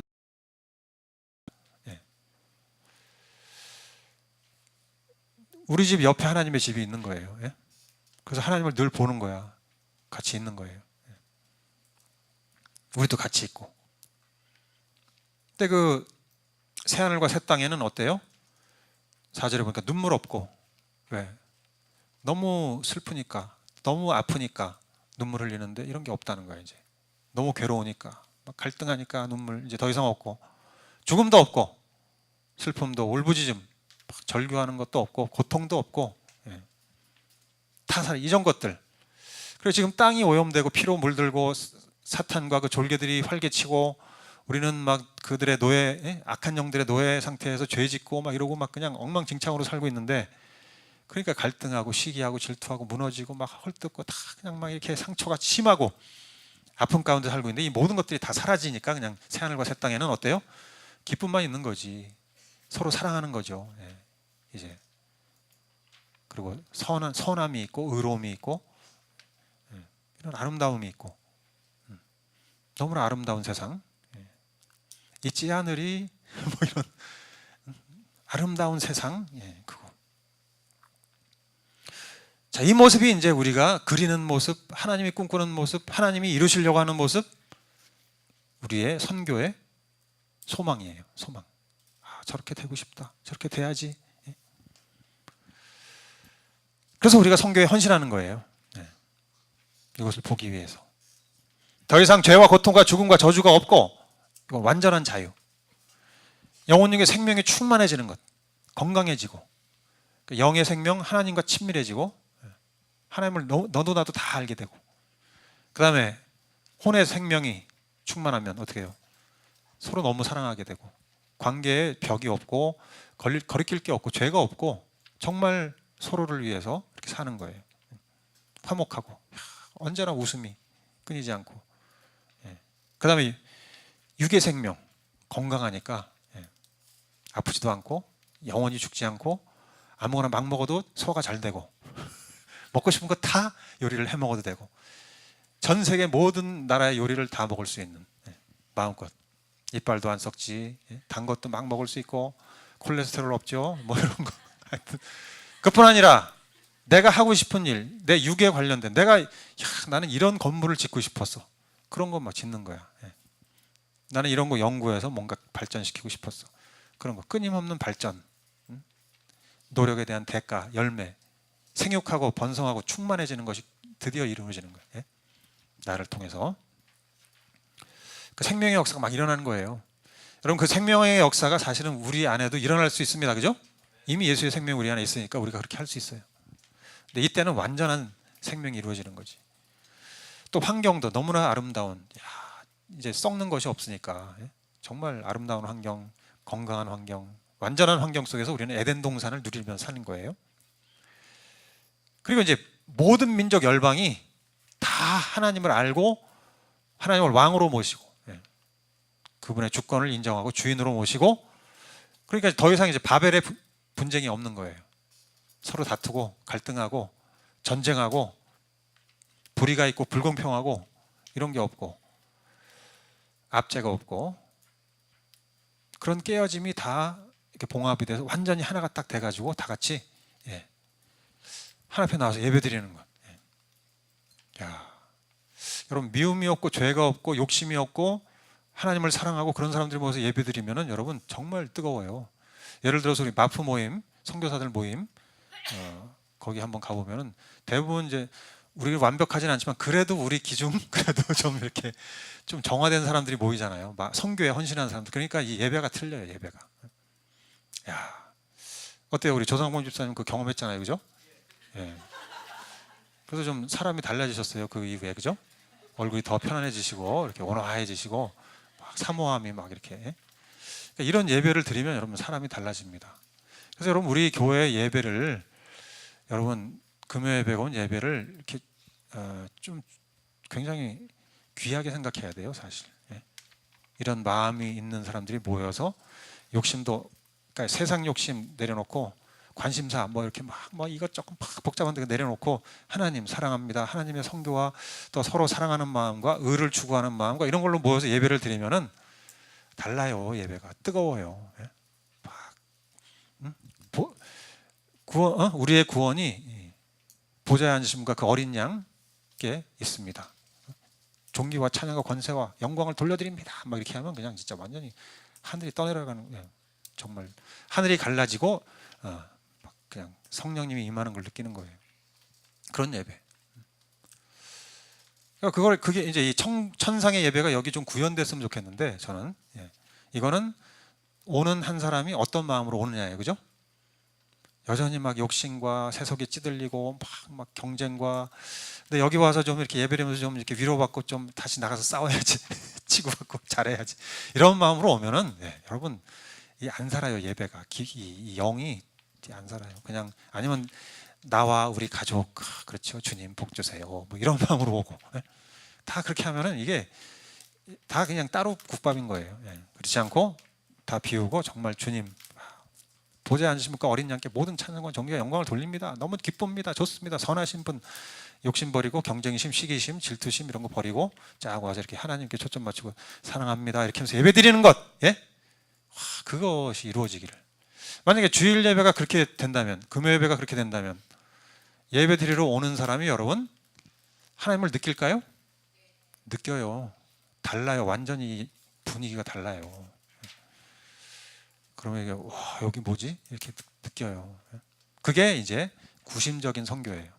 구심적인 선교. 우리의 예배가 선교예요. 이거를 아시고 각성하고 실행하시는 분이 선교사인 거예요. 그렇게 안 한다. 그럼 아직 선교를 안 하시는 거예요. 그렇게 생각하시면 됩니다. 그래서 이 열망으로 우리 같이 예배 드릴 수 있으면 좋겠고, 이게 정말 이루어지면 좋겠어요. 이게 하늘의 예배가 우리 안에서 이루어짐으로 하나님을 증거하는 것, 선교하는 선교사로 예배 드리는 것, 그렇게 되기를 사모합니다. 일단 우리끼리도 분열이 없는 것, 그죠? 우리끼리도 뭔가 이렇게 감정적인 골이 있고 뭐가 이런 게 좀 없는 거. 그러면 정말 하늘이 여기 하늘 예배가 여기 있는 거죠. 욕심과 뭐 이렇게 뭐 질투심과 경쟁심과 막 이런 눈으로 막 사시면으로 막 이런 거 없는 거.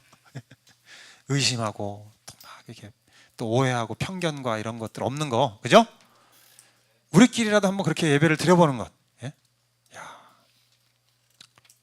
그런 예배가 되기를 지금도 소망합니다.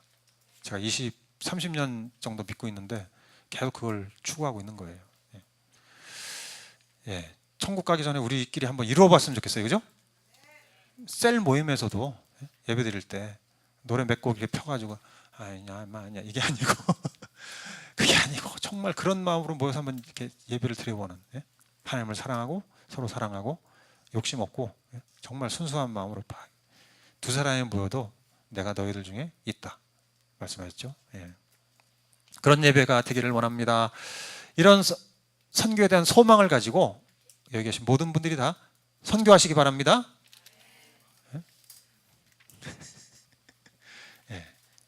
그래요. 그러면 하여튼 참 아멘 해주신 분들 바를 모르겠네. 자, 그러면 하여튼 그날이 오기를 기대하면서 찬양 하나 좀 부르고 기도했으면 좋겠습니다. 먼저 그런 예배, 그런 날, 그런 예배 우리 셀에서 우리 교회에서 이루어질 수 있어요. 찬양에서 나오셔서 사막에 샘이 넘쳐 흐리리라, 이 찬양 아시는 분들 있죠?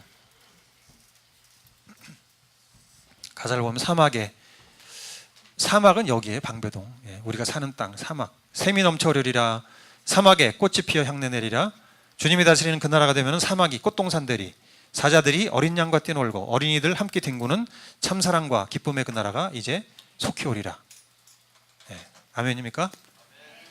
사자 막 이렇게 힘 있다고 막 저기 난리치는, 막 압제하고 착취하고 이용하고 이런 억누르는 사람들, 그런 사람들이건 어린 양 순진하고 힘없고 그냥 단순한 그런 사람들, 또 어린이까지,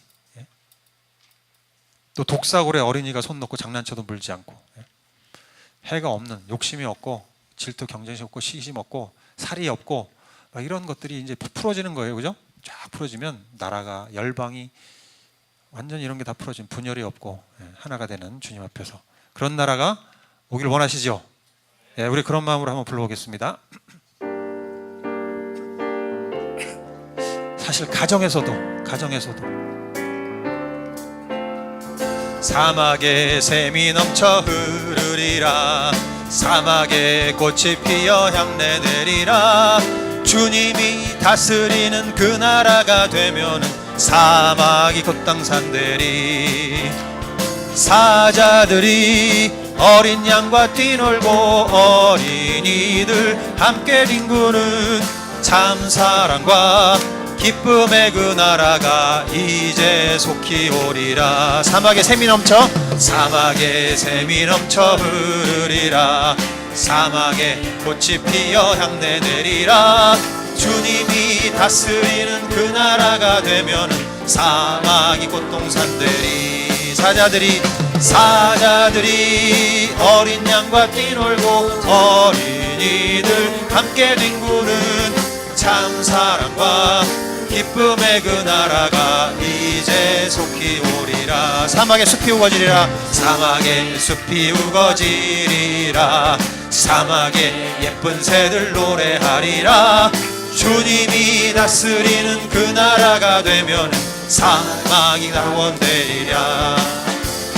독사굴에 어린이가 손 넣고 장난쳐도 울지 않는 참사랑과 기쁨의 그 나라가 이제 속히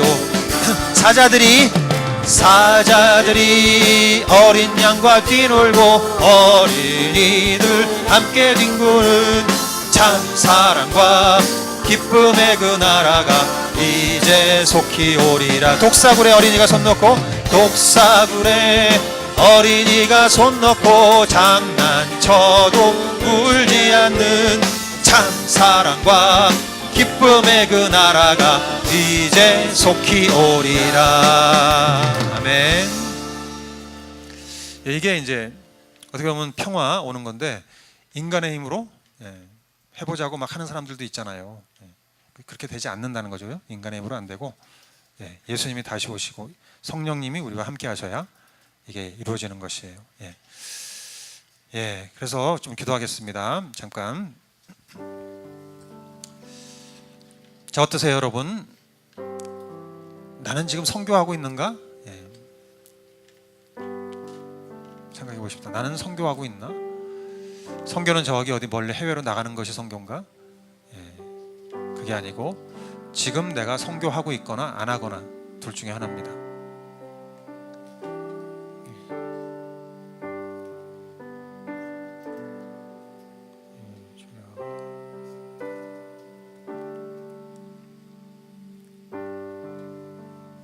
요 두 가지 기도 제목 가지고 우리 좀 기도하는 시간 갖겠습니다.